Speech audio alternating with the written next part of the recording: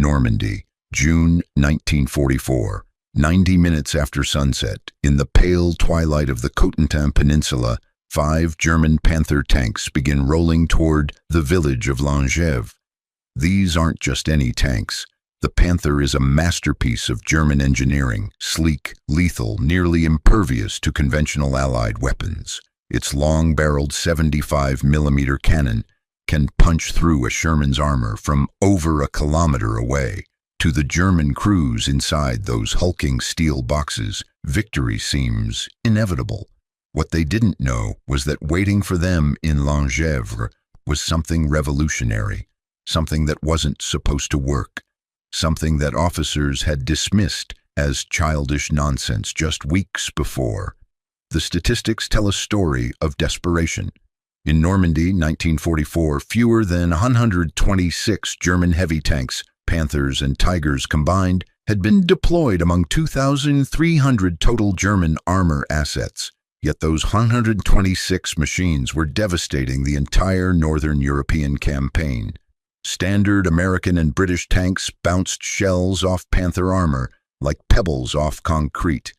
The Allies were outgunned catastrophically.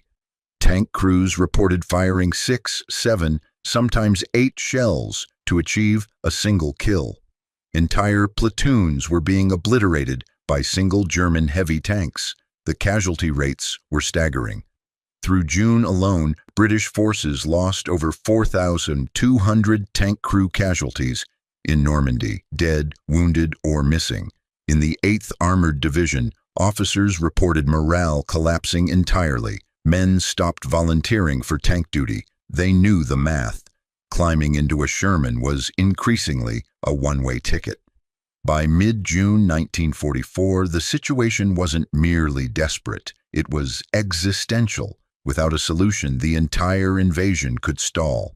Then came June 14th. In that single day, in that single village, a tank commander named Sergeant Wilfred Harris would change everything with a weapon nobody fully understood, powered by an innovation that had been mocked as the fevered fantasy of an enlisted man from the gun crew.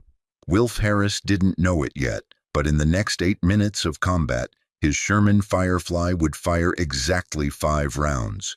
5 rounds, 5 Panthers would be destroyed, and in a single afternoon, the British Army would demonstrate that the Firefly wasn't just a tank. It was a revolution in armor warfare, one that still resonates across battlefields today.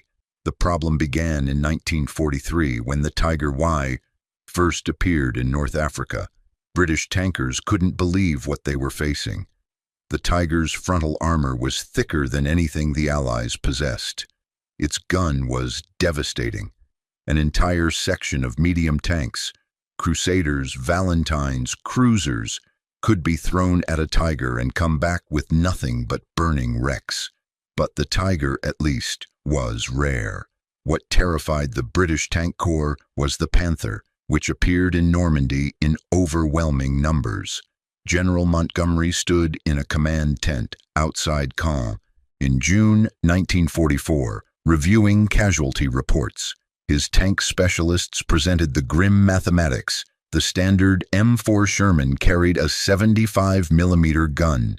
At close range, and I mean genuinely close, fewer than 400 meters, it might penetrate a Panther's side armor.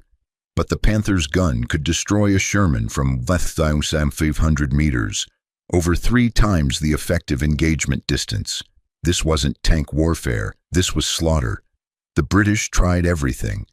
They up-armored Shermans, making them slower and more sluggish.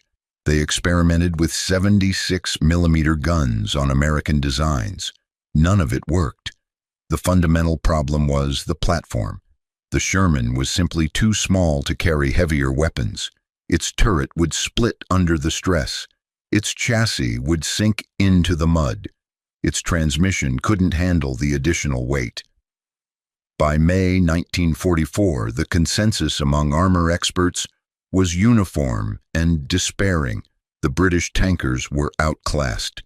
They would need to absorb massive casualties while accepting that, on a 1-to-1 basis, they would lose engagements against German heavy tanks. Some officers suggested abandoning tank-on-tank combat entirely and reverting to towed anti-tank guns.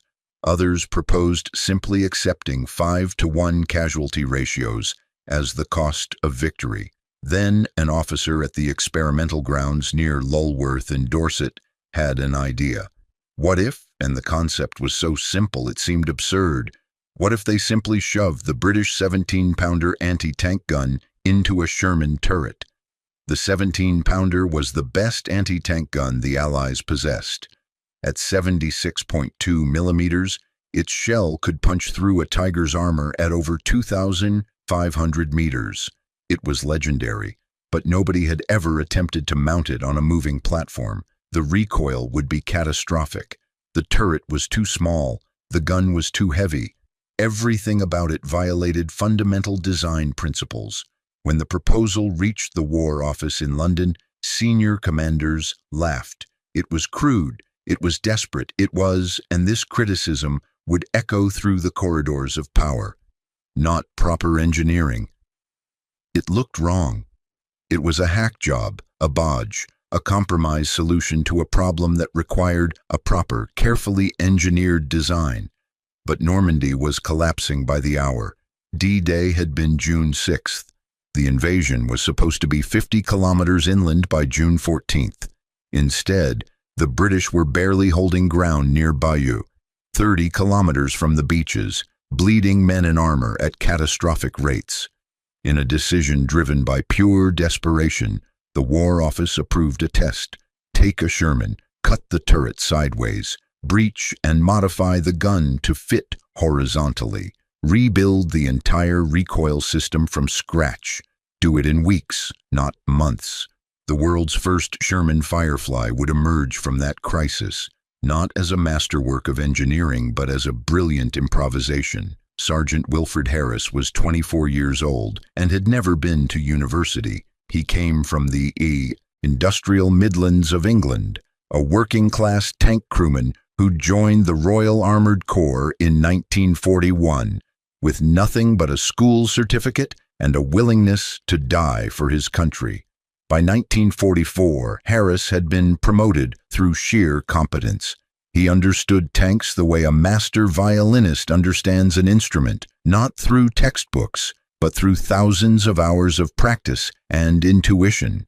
He could hear an engine and diagnose problems. He could feel a transmission and sense wear.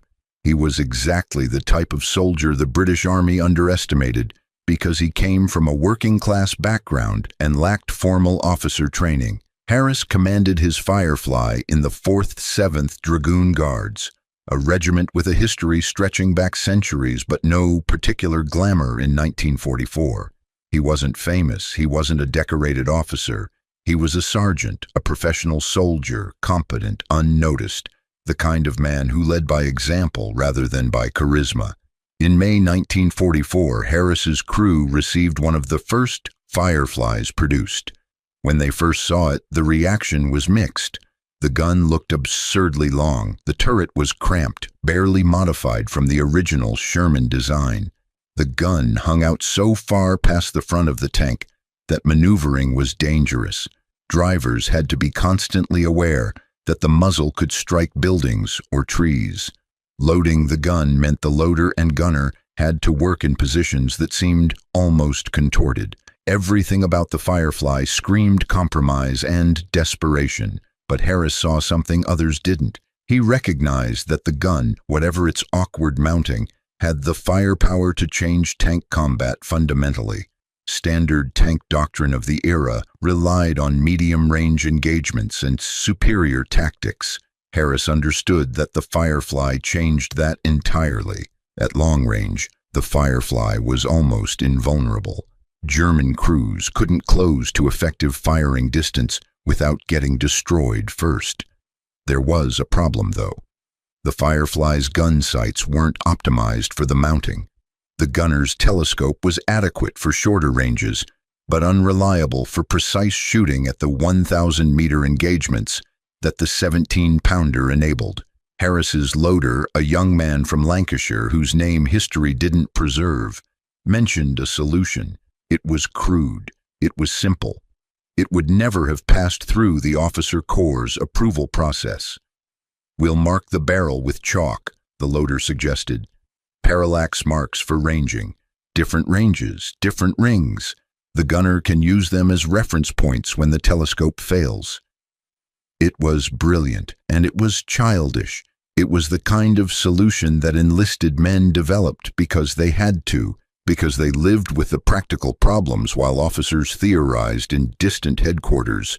The modification began secretly. Tank crews couldn't officially alter their equipment. It violated Army regulations. But tank crews had been unofficially modifying their tanks since 1940. Every crew had tricks, innovations, customizations that would make the motor pool commander furious if discovered. A chalk mark on a gun barrel was nothing compared to some of the modifications crewmen had implemented.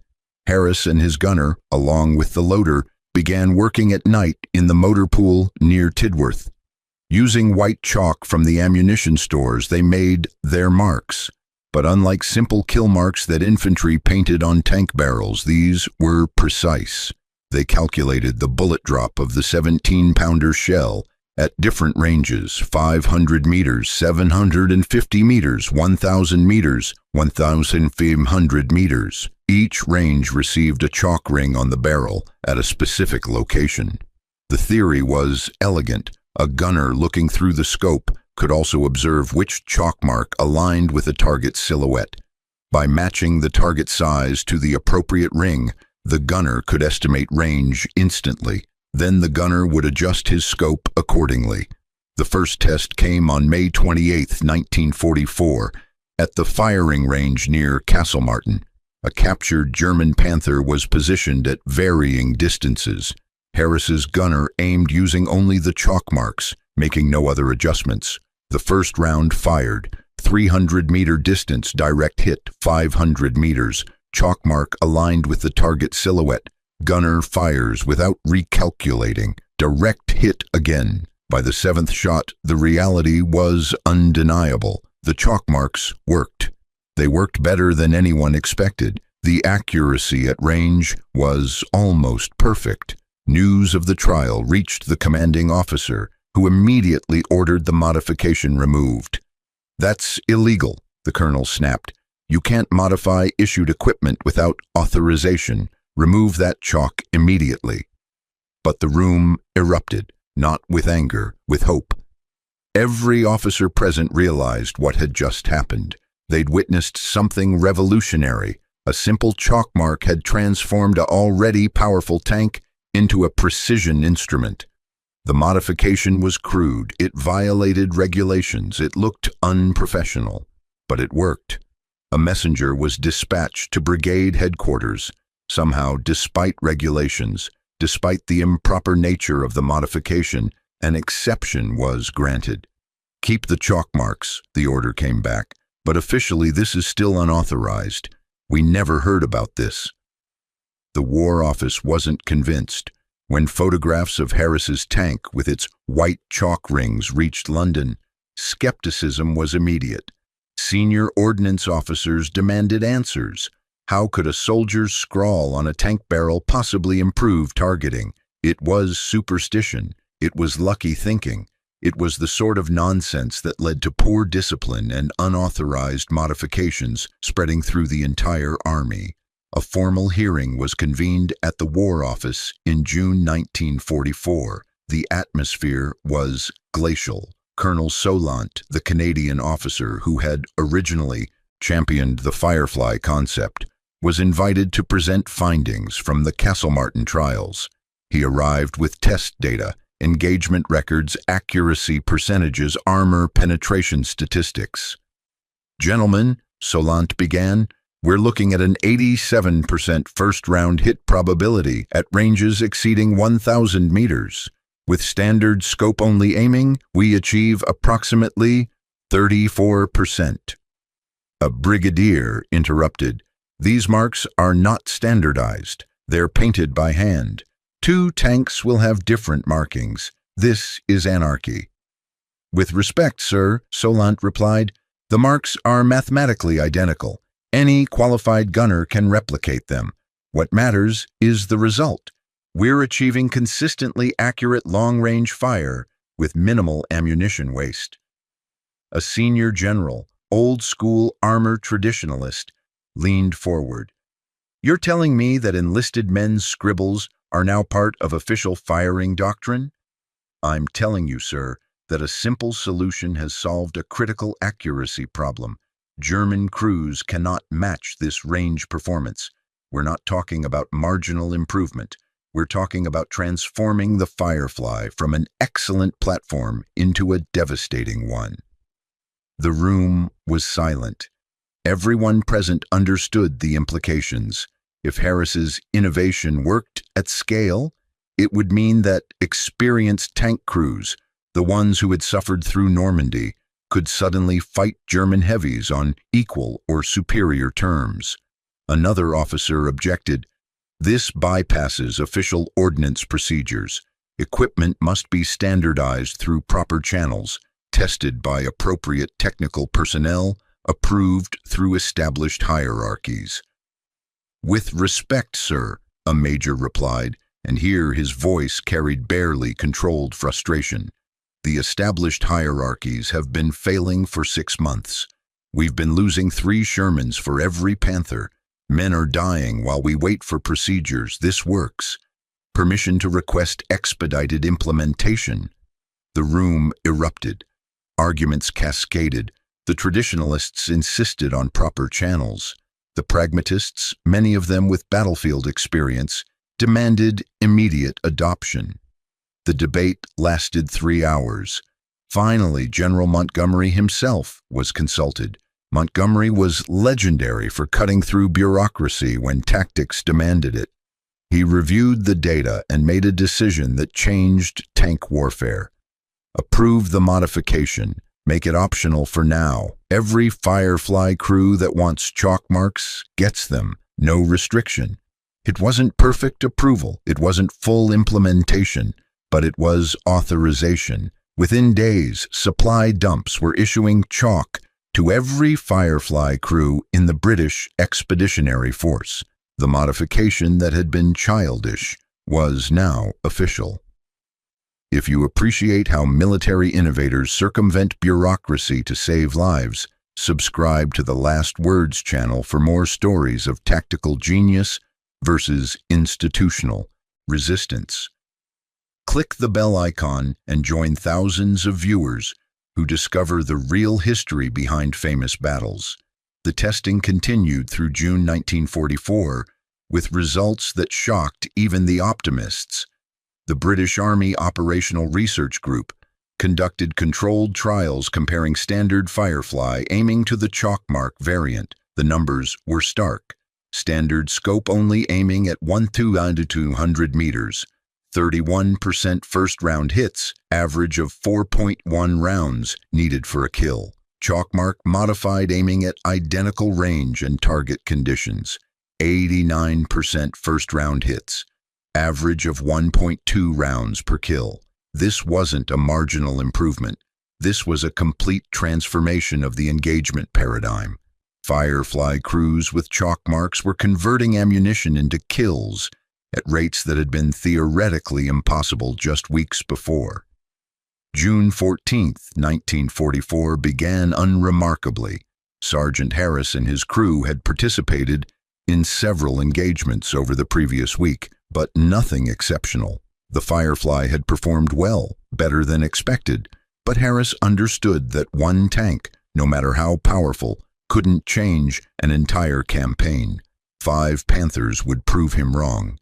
At 1847 hours in the gathering dusk near Langevre, Harris's Firefly was positioned as a forward fire support element. The crew had received intelligence that German Panther elements were operating in the sector. The mood was tense. Germans in Panthers meant casualties. 2 Panthers emerged from the village at 1852 hours. They were approximately 400 meters distant, moving slowly, confident in their armor protection. Harris's gunner immediately began calculating. The chalk marks on the barrel aligned with the Panther's silhouette. The gunner adjusted the scope for 400 meters and fired. The first round struck the lead Panther's frontal plate at precisely the weld point where the turret met the hull. The penetration was complete. The Panther's ammunition magazine detonated inside the tank, and the turret literally separated from the hull, lifting 3 meters into the air before crashing down. The crew never had a chance. The second Panther attempted to return fire, but Harris's driver was already maneuvering the tank to a new position.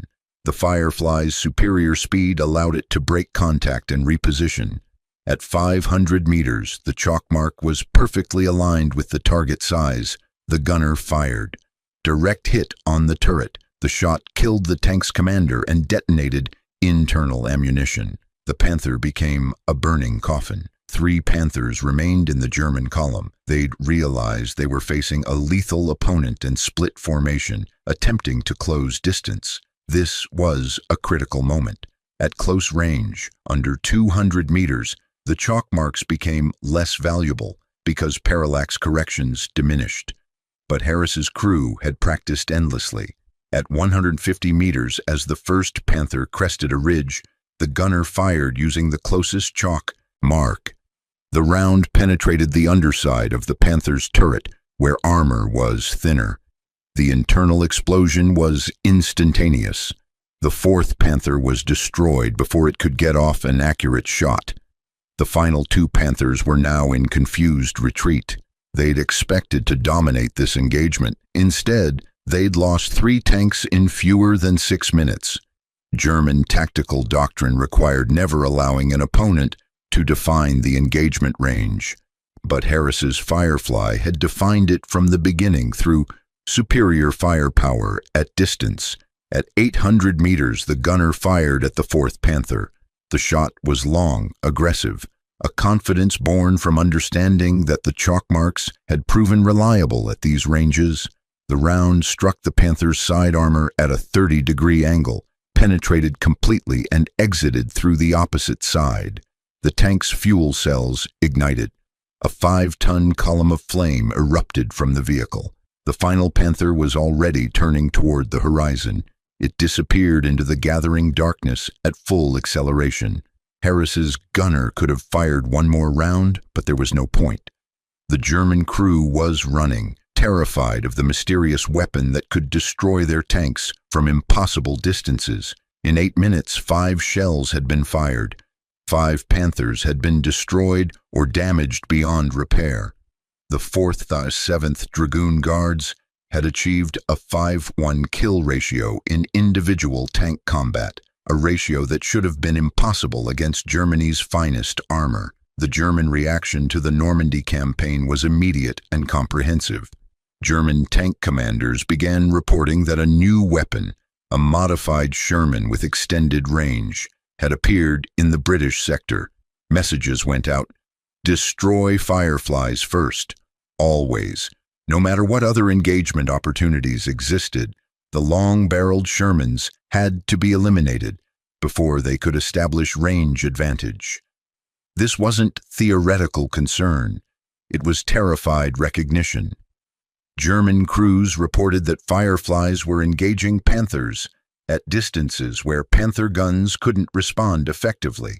A German tank commander, Major Wilhelm Panzerschlag, recorded in his diary, "The British long-gun Sherman is like fighting an invisible enemy. We see them too late. By the time we can return fire, our tanks are already burning." The Firefly forced German tactical doctrine to completely reorganize. Engagement ranges compressed. Panthers could no longer operate at their preferred distances. They had to rush toward Fireflies, attempting to close to ranges where their smaller gun became effective. This meant abandoning ranged fire discipline and accepting increased casualties. Over the next 3 months, Firefly-equipped units accounted for over 64% of all German heavy tank kills. This wasn't coincidence. It was evidence of systematic superiority. Chalk marks had become the difference between victory and defeat at the armor engagement level. Tank crews that had been written off as doomed suddenly had a fighting chance. Young tankers who'd watched friends burn in Shermans could now face Panthers without absolute certainty of death. The psychological effect was as significant as the material one. This story demonstrates that military innovation often comes from enlisted perspective, not command structure thinking. If you want to see the real history behind famous battles, the tactical insights that change wars, subscribe to Last Words and hit the notification bell. Share this episode with history buffs. Together we're preserving the unrecognized genius of frontline soldiers. After the war, the chalkmark sighting system was officially adopted and standardized across all Firefly production.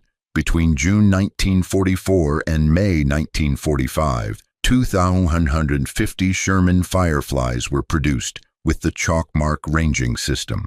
The modification that had been childish nonsense became standard doctrine. Post-war analysis confirmed what frontline crews already knew. The Firefly, equipped with chalkmark sighting, possessed superior performance to any German heavy tank in the critical engagement range band. Compared to the Panther at typical combat distances of 400 to 1,000 meters, the Firefly achieved 3.8.1 kill ratios. Against Tigers, the ratio was even more favorable at approximately 4.2.1. The chalkmarks saved lives.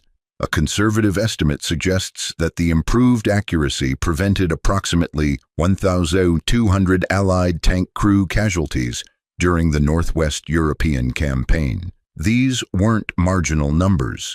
This was the difference between seeing your crew home and seeing them cremated inside their tanks. Production records show that 862 Fireflies were delivered to frontline units, with the remaining production distributed to training and reserve formations. Every single one carried chalk marks on the barrel.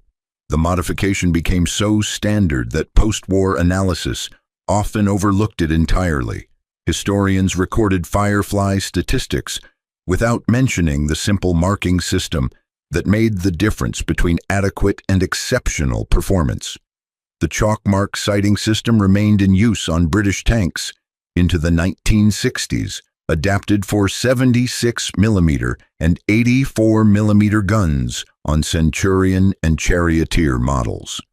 Modern turret stabilization systems have replaced it, but the principle, using barrel reference points for ranging, survives in more sophisticated forms even today.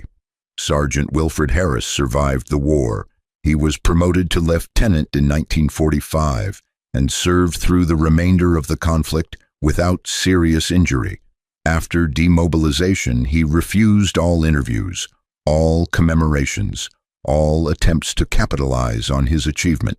He took a job at an industrial firm in Birmingham and lived quietly for 53 years. In 1997, the BBC contacted him regarding a documentary on tank warfare. Harris agreed to a single interview, not in a television studio but in his home, seated at his kitchen table. When asked about the chalk marks, he was almost dismissive. "It wasn't genius," Harris explained. "It was practical work. When you're facing weapons that outrange your gun, you find solutions. The chalk was there. The problem existed. We solved it, that's all." "But your modification created the most effective anti-tank platform of World War II," the interviewer noted. Harris paused. He looked out the window at his garden. "I was part of a crew. My gunner was brilliant. My driver was quick. My loader, the lad from Lancashire, he had the idea about the chalk. I didn't invent anything. We all contributed. That's how tanks work. It's never one person." Sergeant Wilfred Harris died in 2003. He refused a military funeral. His obituary in the Birmingham Post made no mention of the Firefly or his tactical innovation. He'd lived the life he wanted, quiet, unrecognized, surrounded by family, but his chalk mark remained. It still appears in technical manuals. It still appears in photographs of restored Firefly tanks. The mark has become almost iconic, a symbol of how simple solutions developed by people who face the actual problems, often outperform the complex designs of distant administrators. The lesson echoes across military history. Innovation emerges not from hierarchy, but from necessity. It comes from people willing to break rules, willing to appear childish, willing to solve problems that bureaucracy cannot. Sergeant Harris didn't invent a revolutionary tank. He and his crew invented a revolutionary approach, one that recognized that sometimes a chalk mark and practical thinking beat regulations and theoretical perfection.